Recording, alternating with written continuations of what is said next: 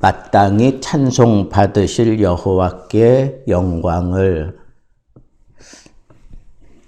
오늘 말씀을 우리 크게 두 단락으로 나눌 수 있습니다. 1절부터 11절까지는 하나님의 권능과 전능하심에 대한 그런 내용이고, 13절부터 마지막 절까지는, 12절부터 마지막 절까지는 하나님께 영광을 돌려라 하는 그런 내용으로 되어 있습니다. 하나님의 그 권능 그리고 전능하심, 거기에 대해서 우리는 마땅히 찬송을 드려야 한다 하는 것이 다윗의 고백이고 우리들의 고백이어야 합니다. 하나님께서 찬송 받으시기를 간절히 바라는 그런 모습이 우리에게도 있는지를 한번 좀 살펴봐야 됩니다. 우리가 하나님께 찬양할 때 이건 마땅히 드려야 될 것인 줄 알고 하나님 앞에 찬양해야 된다는 거예요. 그러니까 하나님께 마땅히 드려야 되는 그런 찬송을 하는 모습이 정말 간절하고, 그리고 우리의 모든 열과 성을 다해서 찬송해야 된다는 거죠. 그런데 그 찬송은 그냥 곡조만 붙어 있는 노래를 하는 게 아닙니다. 우리의 마음을 다하고 뜻을 다하고 정성을 다해서 하나님께 마땅히 찬송해야 된다는 걸 우리가 생각해야 하겠습니다. 하나님의 그 무한하신 그리고 완전하신 것들을 우리가 좀 생각하면 하나님 앞에 마땅히 찬송하기가 쉽습니다. 하나님께서 우리를 정말 사랑하시고 또 우리와 함께 하시고 그러는데, 두 가지 방편을 통해서 하나님의 그 완전하심을 우리에게 보이십니다. 어떤 것이냐 하면, 첫째는 말씀을 통해서 우리에게 그 완전하신 솜씨를 우리에게 보여주십니다. 또 하나님께서는 말씀만 하시지 아니하시고 직접 행하십니다. 하나님이 그 일들을 행하심으로 인해서 우리로 하여금 마땅히 찬송하지 않고는 못 견디게 만드는 것, 그것이 바로 다윗이 바라봤던 생각입니다. 우리들도 하나님을 마땅히 찬송해야 된다라고 하는 그런 생각 가지고 하나님을 정말 마땅히 찬송하는 자세로 찬송하기 위해서 집중해야 될 것이 있는데, 그것은 하나님의 말씀입니다. 하나님의 말씀에 기울이면 우리는 마땅히 찬송거리를 찾을 수밖에 없고, 하나님 앞에 마땅히 찬송하지 않고는 견딜 수 없다는 거죠. 또 그뿐 아니라 하나님이 내게 행하시는 이런 일들, 하나님이 이 세상에 행하시는 그 모든 일들을 볼 때 거기에 묻어나오는 하나님의 전능하심, 하나님의 그 무한하신 능력, 이런 것들을 우리가 보게 된다면 마땅히 하나님을 찬송하게 된다는 겁니다.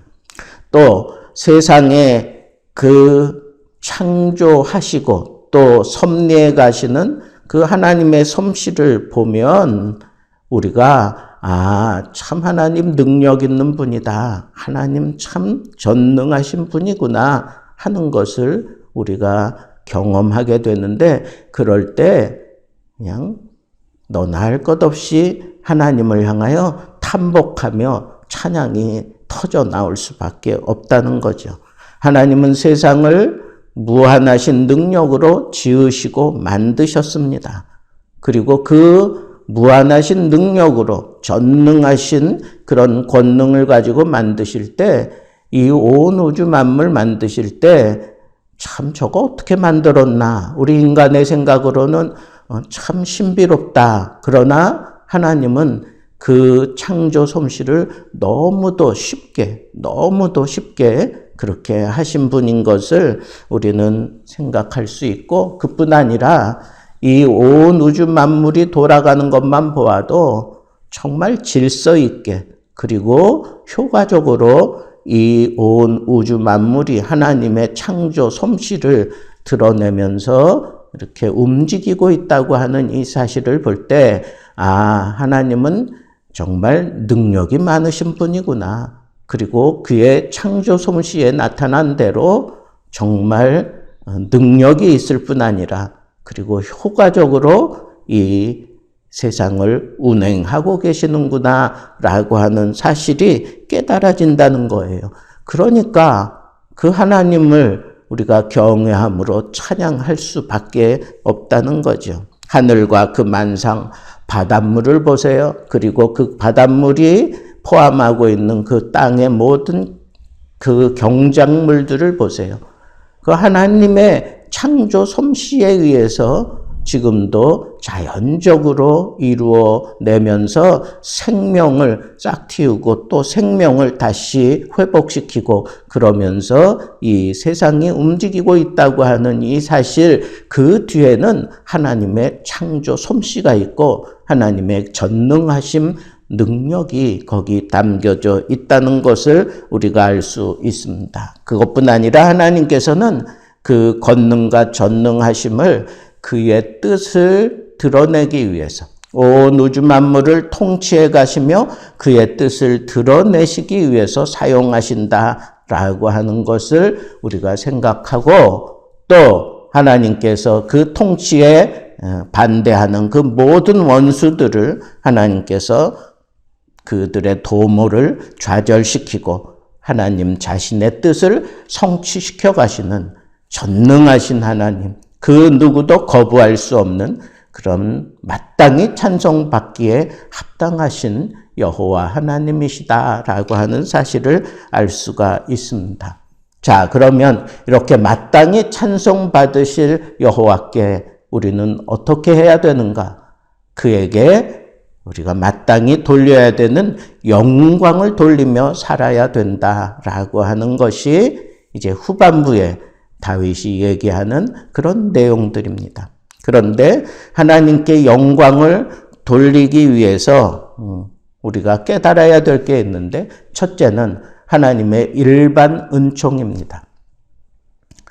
이 일반 은총은 지음을 받은 모든 대상이 이 하나님의 섭리 속에서 하나님의 은혜 가운데, 은총 가운데 이렇게 움직여져 가고 있다는 거예요. 이 햇빛과 비와 바람과 공기, 이건 이 세상에 지음을 받은 모든 것들이 다 그 혜택을 입고 있다라고 하는 사실입니다. 그래서 이 일반 섭리에 의해서 하나님께서는 이 세상에 하나님의 성품을 따라 지음을 받은 인간들, 그리고 하나님의 그 솜씨를 따라 지음을 받은 모든 대상들이 다 그 섭리 속에서 지금 여전히 그 삶을 누리며 그 은혜를 입고 있다라고 하는 사실을 생각하면 우리는 그 하나님의 깊은 섭리를 생각하며 자연적으로 하나님께 영광을 돌릴 수밖에 없다는 거예요. 하나님 참 대단하신 영광스러운 하나님이다 인정하며 그를 높여드리는 그런 찬양이 절로 나온다는 거죠. 두 번째는 이보다 더 깊은 은혜를 가지고 살아가는 그런 하나님의 특별한 은혜를 입은 사람들이 있습니다.